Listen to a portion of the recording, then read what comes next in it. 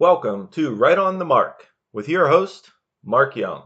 Today we're going to talk about parties around town growing up. Being from a small town in western Pennsylvania, specifically Monessen, there was a lot of parties. But there was one party once a year that was huge. It was the largest, the biggest, the most anticipated party of all time once a year was at my cousin's house. Uncle Joe and Peg, my cousins, Kevin, Rick, Joe, John, Margaret, Kathleen, they hosted a pig roast. And let me tell you something, the pig roast is where it was at. There was always parties going on back in the 80s. If it was at somebody's house, if it was at a club, if it was at a bar, if it was at a swimming pool area, any place that you could have a good time with friends was the place to be in the summer. And you had graduation parties going on. You had people leaving for the summer to go jobs, to go work at the beach. You had people leaving the area permanently to go work elsewhere. And you had a lot of people come and go. And some of the best times we've had were at some graduation parties, some pool parties, and some pig roasts. I can remember preparing and helping my cousins for their pig roast. Hefty, Ricky, Jimbo, the lovely Kim was there. My brother-in-law David was there. We'd set up, we would get things ready, and we couldn't wait for the party to start. We'd start for these pig roasts probably Friday night. Usually they were around the 4th of July on like a Saturday or whatever day that fell on. The day before, we'd have to go pick up the food. And I can remember traveling to 84 Packing to pick up the stuffed pig. It would have the pig's head with an apple in it and would have it stuffed with kibasi. That was always a fun trip out there and back. I mean, we would literally get a baby pool, fill it with ice, and keep the pig on ice until we prepared the spot, dug it, got the firewood, got the charcoal, got kitty spit. Hey, kitty! Yeah, got kitty spit, set that up, and just waited for the fire to light up to get hot enough to start spinning the pig. And you had to start early when you were roasting the pig. I mean, it had to be on the spit probably 24 hours. Well, anywhere from 18 to 24 hours, depending how you cooked it. So you always had to have somebody nearby or watching it or standing by, and somebody had to douse it. We would douse it with beer, douse it with water. You always had to keep it moist so it would spin around and cook evenly. That was some of the best meat around back then, was getting that shredded pork right off the bone. There was some good times back then. I mean, Kitty provided the spit, Mr. B provided the carving, and man, I'll tell you what, that's one thing I can remember back then, is in the summer are those pig roasts. We had a lot of other activities going on at that time as well. There'd be ping pong, table tennis competitions. There'd be basketball 2-on-2 competitions. Would have swimming races, relay races, diving competitions, just flat out drinking competitions. Would roll quarters, play quarters, have that competition. I mean, you name it, we did it, because basically you were there from sun up to sundown. And, I can remember, I've never done it, but I know my cousin Hefty would pull all-nighters through the whole weekend, at least 2 days. Because, he would watch the pig, light it up, and he'd be the last one to go to bed a day or two later. We had people come all over the city to this, plus Mon Valley. We had some kids that would come from Mon Valley High School. A lot of kids from downtown Monessen would come. Kids that you went to school with, cousins, friends, aunts and uncles. Basically, anyone that you saw, you had to invite to the annual pig roast. And that's exactly what it was. It started back in the 80s, and then we kept up the tradition. We would just start having these pig roasts every July it was. And generally it was always hot, but it was always a good time. There was a lot of prep going on beforehand. I mean, we had to get the pool ready, we had to cut the grass, we had to get the table set up, we had to go shopping for the food, for the drinks, and there was plenty of that, plenty of drinking going on. I can remember back then that we all had beer meisters. So I would bring my beer meister, or my Uncle Joe would have his beer meister, and that's how the suds flowed, was right through the beer meister. There was other stuff people would bring, hard liquor, and then we had some other bottles and cans of beer, but mostly it was just cups of beer out of a keg. Doesn't get better than that. And then there was always somebody that always had to watch the pig, and after having a few drinks, you're always joking around and you're always kidding around, horsing around, I probably should say. And I can remember somebody falling into the pit. Yeah, I believe it was Jimmy. He fell in the pit, and my best bud Jimbo said, "Put him out, then kick him out." That was the best one-liner, Jimbo, that I could remember. But Hefty did a great job hosting. All of my cousins did. They had the ultimate party house. They had the pool. They had the volleyball net. They had the bug lantern, which one of our friends down the road, Joe, always liked to pick at the bug lantern with a stick and just zap bugs all night. So we always had quite the crew there, quite the character crew, I should say. Besides that, we had a lot of cooking going on inside the house. So not only did we barbecue, but, we had to make all the side dishes inside as well. Nordique sauce, that was a staple at the party. Always had to have that. And I can remember one time as I was saying, I can remember one time Nordique making his sauce in the kitchen, and he started a grease fire. And man, there was flames all over the kitchen. Oh yeah, like I said, that became a staple, and I always had to have Nordique sauce for the pig. Definitely, it took him hours and hours to prepare, and it seemed like he was in there all day making it to perfection. Yeah, that was one thing I remember, is the sauce making. But we had rolled up potatoes. We used to throw up rolled up Idaho potatoes into the fire, wrapped in aluminum foil, and 6, 7 hours later, boy, that was the best baked potato you ever had. So we had a lot of sides. We had a lot of drinks. The pig was awesome. I mean, it was enough to feed basically the whole Mon Valley, because I swear that's who was there. I could remember, and I was just talking to the lovely Kim about this, and we always talked about all the time that we spent at the parties. You would come and go during the day because you just couldn't stay there all day. You had to go home and change. You had to go get your swimwear. You had to go get a towel, because all these parties just turned into a swim party at night, as usual. And I can remember just being there day after day after day. And I try to keep the fire going all day. If it was my turn, you have to just poke the logs and make sure they're stirred up so the fire's still going, and you want to make sure that the charcoal's still lit.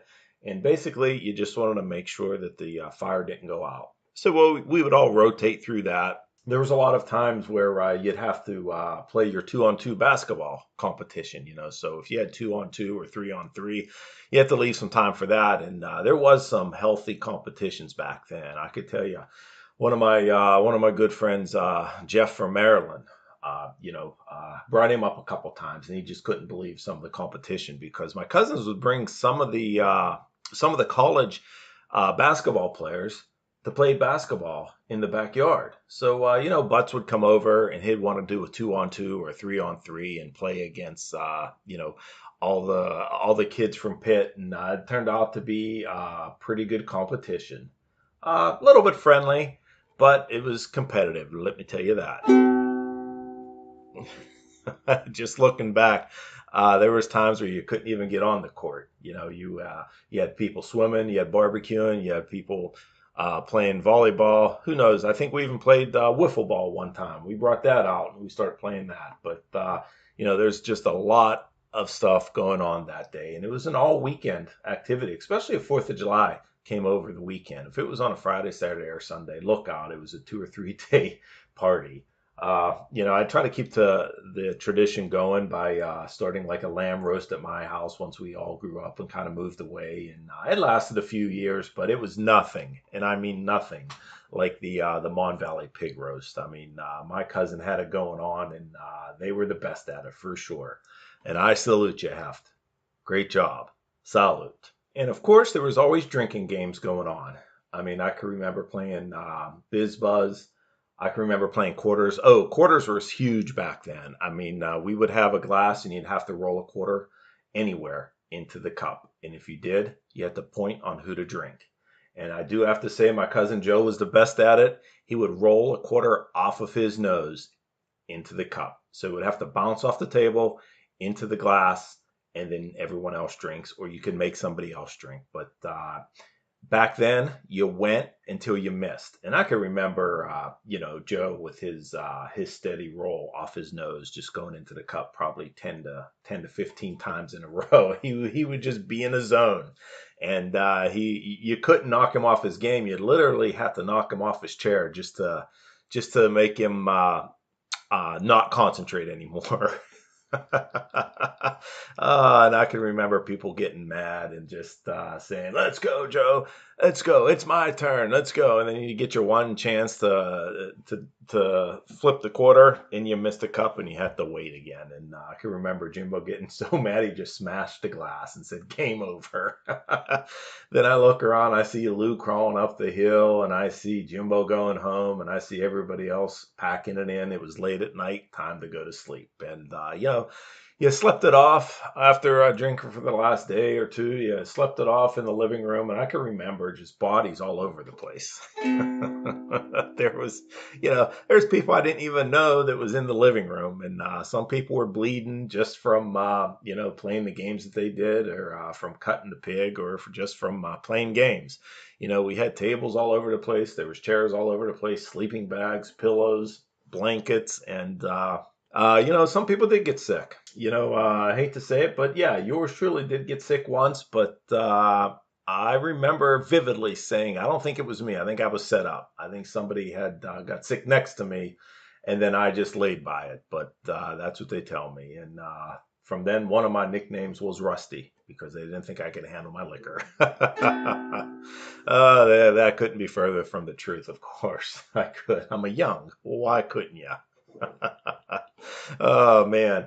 But some of the other games that we would play is you play some night games. You'd have some flips off the diving board, some 1.5s, 2.5s. My buddy Dank would come and do backward flips and do his special jump off the sliding board. Ricky Kevin would do that, just jump off the diving or jump off the sliding board, as a matter of fact. Then we'd play football inside the pool. There was just a lot of horsing around, a lot of dangerous games we played back then. There was times we would run out of beer.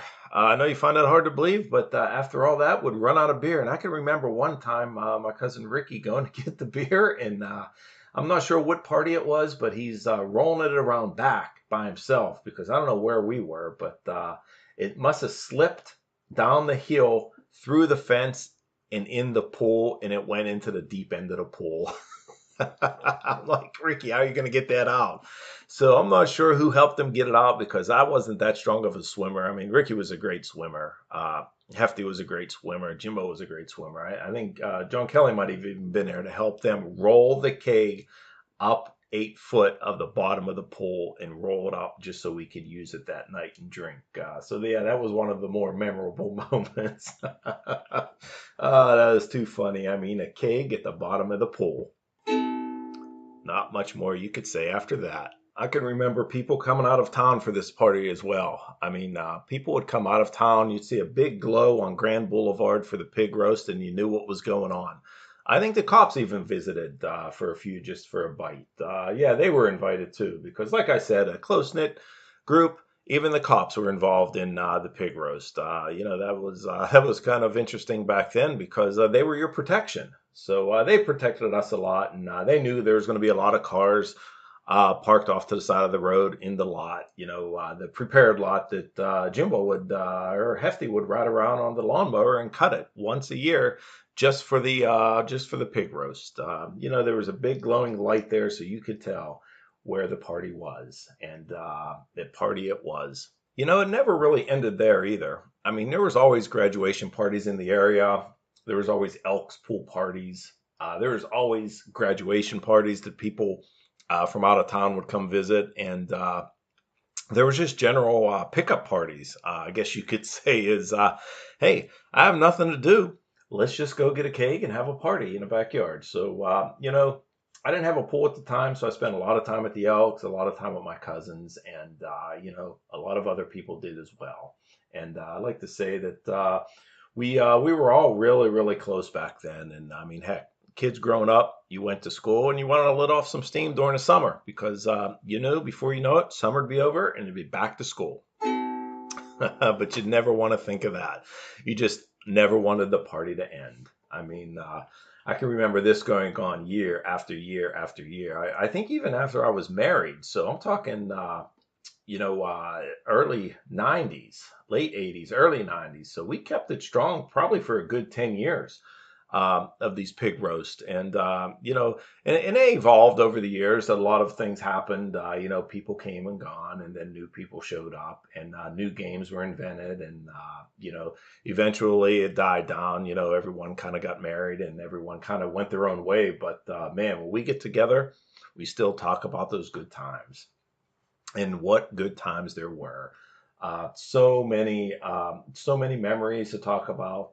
And I take these memories and, I share them with other people, and they're like, whoa, man, where did you come from? I don't remember having that much of a blast. And I'm like, yeah, I mean, I would go out of state and tell my friends in, Maryland, West Virginia, Virginia, DC. My brother would come up. My brother's friend, like I said, Butts would come up with him because he heard about the infamous parties in Monessen. So he would even visit. There was a lot of bars back then too. I mean, we did once in a while make the trips down to Pittsburgh to go to like the sports bars and stuff, and just to shoot hoop in a cage at a bar, things like that. I mean, there was a lot of bars on the south side and Station Square that we went to, but there was a lot of clubs in Monessen as well. I mean, heck, there was bars and clubs, and you had every nationality club. I mean, there were Sons of Italy back then. There was a German club, Ukrainian club, the Nipa club.